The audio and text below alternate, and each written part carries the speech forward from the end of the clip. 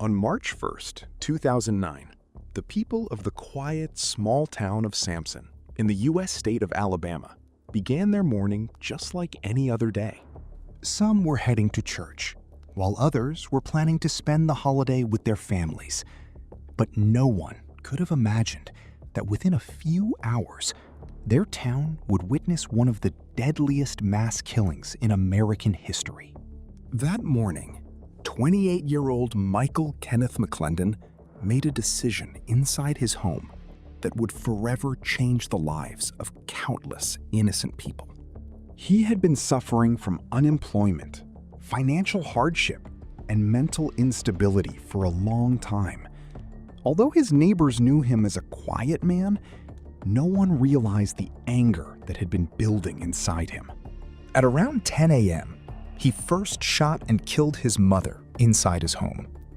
He then brutally murdered several other members of his family.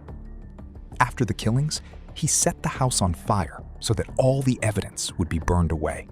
When smoke began rising into the sky, nearby residents initially thought it was just an ordinary house fire.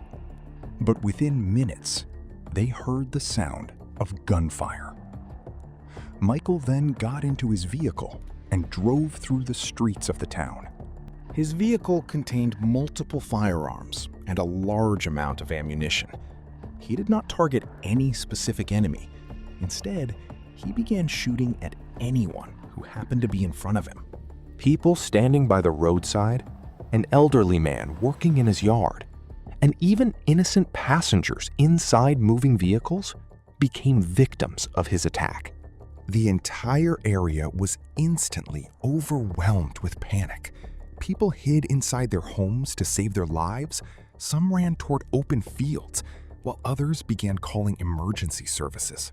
At first, the police could not comprehend how large the incident had become. They believed it might have been an isolated homicide. But as one emergency call after another came in, they realized that an armed attacker was moving throughout the entire area. Although the police tried to stop him, he continued driving from one town to another.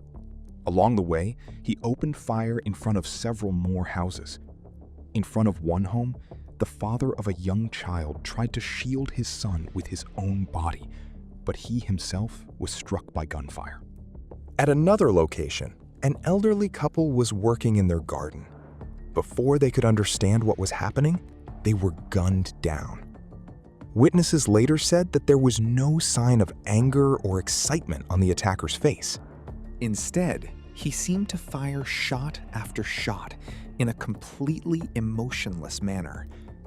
Police attempted to block roads at various locations to stop him, but he quickly drove away. Within a few hours, the death toll continued to rise. Local hospitals declared a state of emergency. Ambulances rushed one after another, carrying the wounded. Although doctors fought desperately to save lives, many could not be rescued. When news media arrived at the scene and began live broadcasts, the entire United States was left stunned. How such a small town could become so blood-soaked in such a short time became the question on everyone's mind. Eventually, Michael arrived in front of a metal factory. There, police surrounded him. A brief exchange of gunfire took place between the two sides. Realizing the situation, Michael made no further attempt to escape. After a few seconds of silence, he pointed his weapon at himself and pulled the trigger. He died at the scene. Although the attack had ended, it left behind countless broken families, orphaned children, and deep emotional scars. Investigators later determined that he had killed a total of 10 people during the attack and had seriously injured several others. A large cache of weapons and ammunition was recovered from his home. Although investigators examined many aspects of his life, they could not identify any single reason that could fully explain such brutality. Some pointed to the frustration of losing his job. Others mentioned mental illness, while some referred to personal resentment.